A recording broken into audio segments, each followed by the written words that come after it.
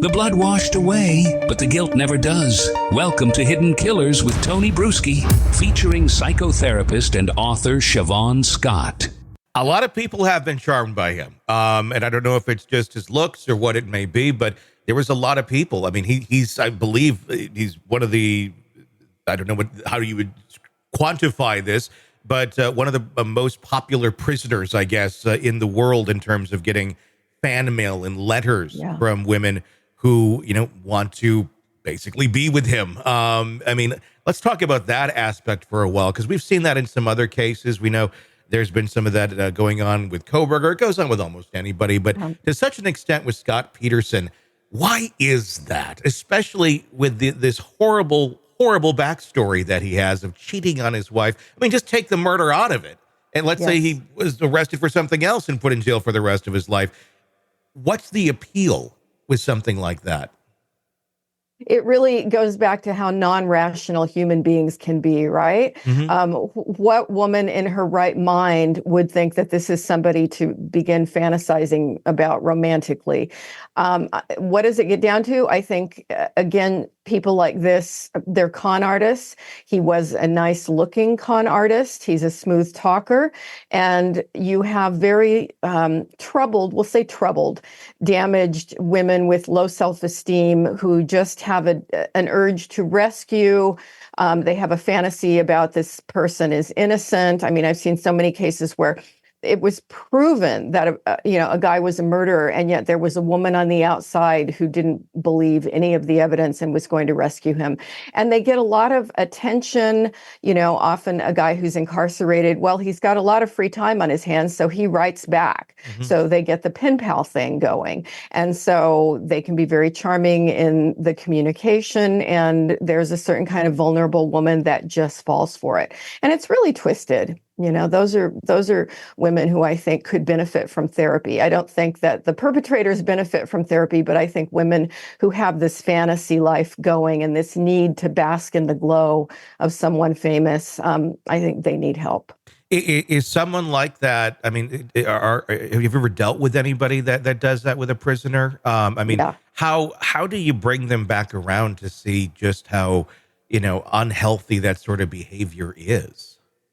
Usually when I've had gals like that in therapy, you do start with their own sense of identity. These are usually people who have a lot of problems, and they often come from abusive or neglectful backgrounds. And so you don't go at the prisoner thing directly. You sort of work with all the other things in their lives that are not good, and you try to solve those other problems. And then sometimes they can get a better perspective on these romantic fantasies that they tend to create. Do they always recognize that? It seems like someone who's going to do that, even if you have all the other chaos in your life, that's another one directly to deal with. And I can imagine if somebody is saying this is wrong, I mean, does that almost encourage it more? Does that make someone like that want to do more of that sort of behavior?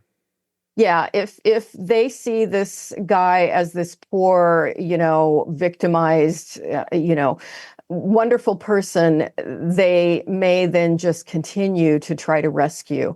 And so you really have to deal with the other things in their lives. And do they all get better? No, certainly not. But I've seen a few. And sometimes the light bulb does come on for them, and they start to look at their other relationships, the other kinds of things that they've gotten into in their lives that weren't healthy, or they address their substance abuse problems, or, if you can get enough of a rapport going with them and look at the big picture, often you see a shift in the attraction to the bad guy. What does it do for the bad guy? They have, like you said, they have a lot of time to write back, and they're kind of living in their own bubble already. I mean, I think there's no really better definition of that. When you're in prison, you are in your own ecosystem and your own bubble, and you're getting these letters. For someone like a Scott Peterson, what do you think that does for him psychologically, getting letters like that, and for his own story, or believing his own story?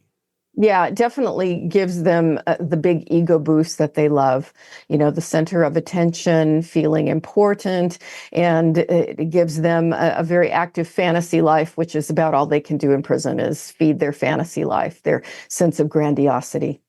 Does it ever, I mean, do we see this sometimes where you have a case like this? I mean, could Scott Peterson legitimately believe that he did not do this? I mean, could this be something that he's blacked out of in his mind because of all these years of professing his innocence? I mean, can one convince themselves that they did not commit a horrific crime like this, even though they in fact did? Yeah, that would only happen in the case of a person who's psychotic or has some strong psychotic tendencies. And they may really be so poorly grounded in reality that they just don't know what happened, or they don't remember they were in a very altered psychotic state at the time. That's clearly not him. The guy is not psychotic. He's strategic. He's grounded in reality. And if in fact he is guilty, he's very aware of it. Yeah. It's fascinating to watch. It'll be interesting to see these interviews and what he has to say. Yeah, I want to hear it all too. If somebody's in prison and they shouldn't be, it just doesn't feel like Scott Peterson is one of those people. No, it doesn't have that feeling, definitely. All right, true crime addicts, let's cut the crap. You're knee-deep in the gory details of your favorite podcast when suddenly a commercial hits like a bad meal. Seriously? You deserve better. Upgrade to True Crime Today Premium Plus on Apple Podcasts, where you can binge without those annoying ads. Plus, get extended interviews that go deeper into the darkness and early access to episodes so you can be the first to know. It's like trading up from fast food to fine dining, but with more blood. So, go ahead. Search for True Crime Today Premium Plus on Apple Podcasts. Subscribe and feast on the good stuff.